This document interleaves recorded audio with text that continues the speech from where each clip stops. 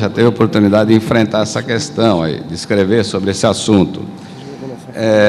Existe uma lei que é de 2008, Lei 11.771, de 11 de setembro de 2008, que dispõe sobre a Política Nacional de Turismo.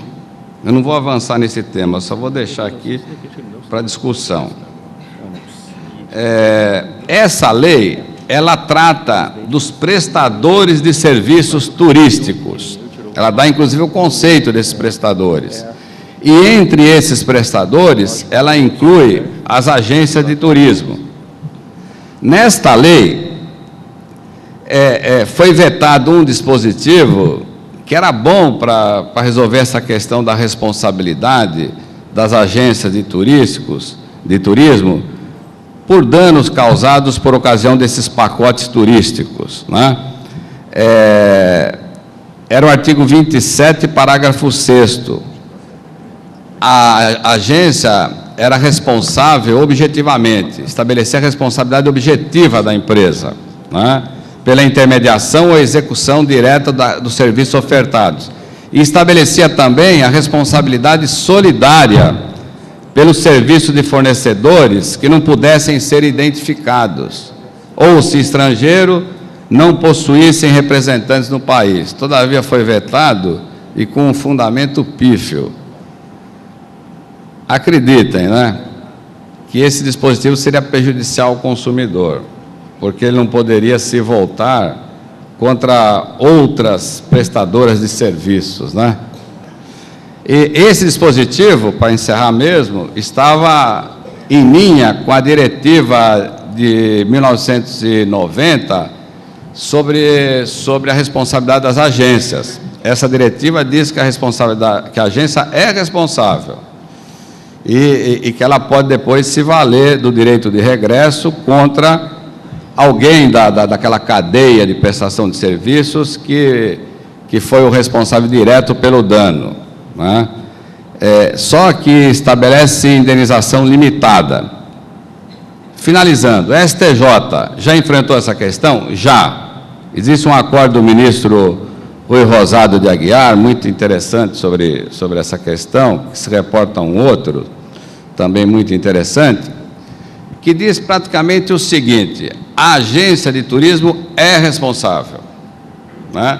Só que usa o conceito de defeito do serviço previsto no artigo 14, parágrafo 3º do Código de Defesa do Consumidor. Ou seja, a agência é responsável desde que, né,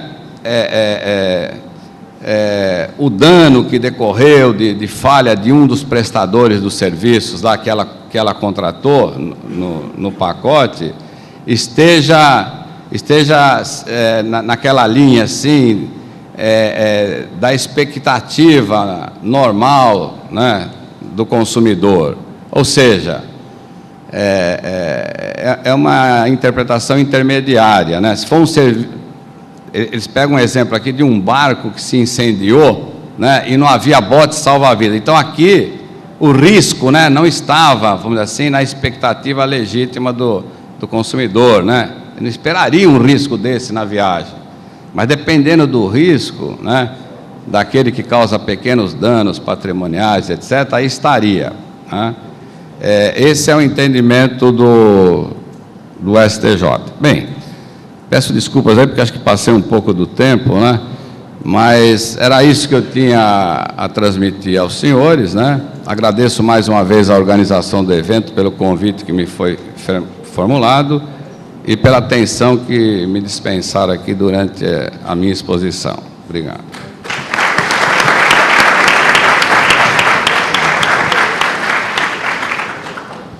Nós agradecemos ao professor Marco Antônio Zanelato, é um daqueles que esteve na primeira trincheira da luta pela defesa dos consumidores no Brasil, mesmo antes da edição do Código, que ajudou também a preparar o Código, a quem todos nós consumidores devemos render homenagens com absoluta certeza.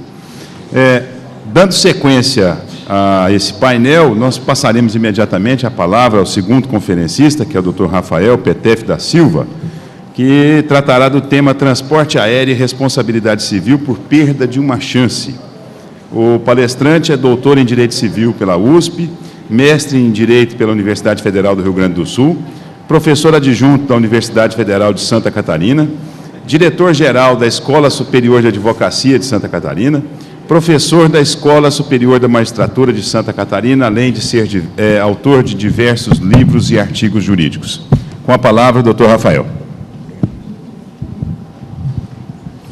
Muito bom dia a todos. Gostaria de iniciar agradecendo o honroso convite que foi efetuado pela direção do Brasilcom. Esse convite que me honra ainda mais, porque a organização também permitiu que eu fosse ladeado no dia de hoje por ilustres juristas, né? Não só o doutor Marcos Ferreira, que preside a mesa, mas o doutor Zanelato, o doutor Anderson, que se ausentou momentaneamente, já retorna também à nossa mesa. Então, realmente é um momento bastante honroso e prazeroso para mim. Em primeiro lugar, quando eu recebi o convite, o Dr. Walter Moura me ligou e disse que nós teríamos um painel sobre transporte aéreo, a minha primeira lembrança foi exatamente relacionar esse tema do transporte aéreo com a perda de uma chance.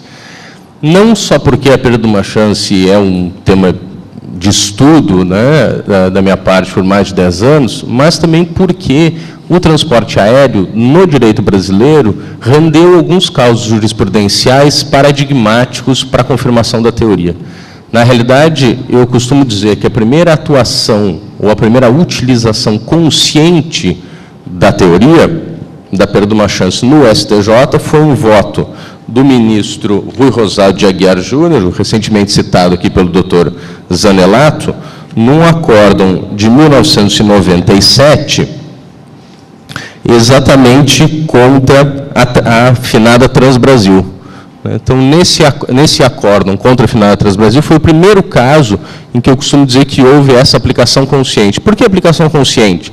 Porque, como nós logo vamos ver aqui, a perda de uma chance, ela realmente está inserida em várias questões muito cotidianas. E, portanto, os problemas relacionados à perda de uma chance, eles aparecem de uma maneira muito frequente. Só que, muitas vezes, o judiciário brasileiro, porque ainda desconhecia a teoria, acabava até aplicando alguns mecanismos relacionados à perda de uma chance, sem fazer uma citação consciente da produção doutrinária, principalmente internacional, que havia sobre o tema. E nesse acórdão, em 97, foi que pela primeira vez o STJ, então, utilizou a perda de uma chance. Entretanto, e aqui também paradoxalmente, apesar de usar a perda de uma chance, a ação de indenização foi improcedente. Porque, como dizia o doutor Zanelato agora há pouco, em 97 ainda a tese da Convenção de Varsóvia, que limitava a indenização, ainda era vencedora no STJ. Então, apesar de nós termos os votos do ministro Rosado, do ministro Salvo de Figueiredo Teixeira, né, expressamente adotando e admitindo a aplicação da teoria da perda de uma chance no ordenamento brasileiro, inclusive no caso de transporte aéreo, o acordo acabou sendo pela improcedência da ação de indenização, mas não pela teoria da perda de uma chance, exatamente pela aplicação que à época se fazia, né, há mais de 10 anos atrás, da Convenção de Varsóvia, tão bem explicitada pelo doutor Zanelato agora há pouco. Inclusive, se os senhores tiverem interesse, esse é o recurso especial 57529, de 97.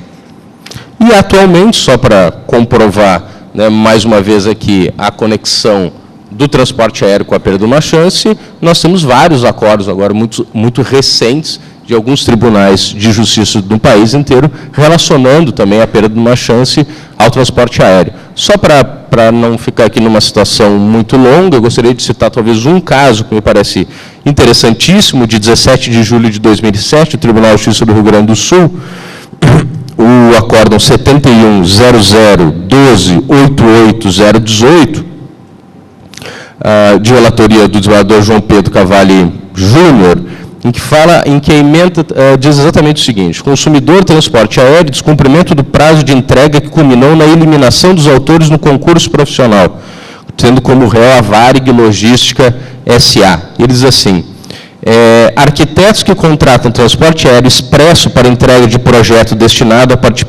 participar de curso de âmbito nacional da Caixa Econômica Federal na área de habitação popular. Encomenda que só venha a ser entregue muitos dias depois, resultando na desclassificação dos autores. Então, um dos casos recentes também que guarda essa relação muito clara com a teoria da perda de uma chance e o transporte aéreo, que é o tema específico do nosso painel. Fico também mais tranquilo